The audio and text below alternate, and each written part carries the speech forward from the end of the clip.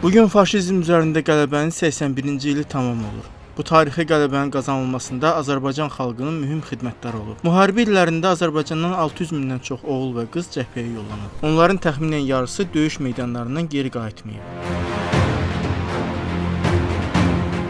Azərbaycan xalqının qələbəyə töhfəsi yalnız ön cəbhə ilə məhdudlaşmayıb. Xalqımız faşizmə qarşı mübarizədə arxa cəbhədə də böyük fədakarlıq və əzmkarlıq nümayiş etdirib. İkinci Dünya müharibəsində qələbənin əldə olunmasında Bakı nefti həlledici rol oynayıb. Azərbaycan alimləri Azərbaycan neftini zənginləşdirərək, yüksək oktanlı benzin əldə edərək hərbi vasitələri neftlə təmin edirdi, benzinlə təmin edirdi və xüsusən akademik Yusuf Məmmədəliyev hərbi təyyarələri yanacaqla təmin edəcək xüsusi növ kerosin istehsal etməyi bacardı ki, bu da əslində o dövr üçün yenilik olan hava hücumu vasitələrindən savaşda SSRİ-yə üstünlük qazandırdı.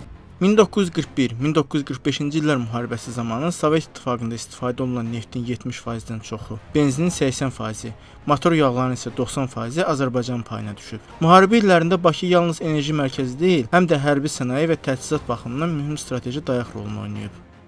Azərbaycanın, o cümlədən Bakının bir çox mülki sənaye müəssisələri artıq hərbi sifarişlər yerinə yetirməyə başlamışdı.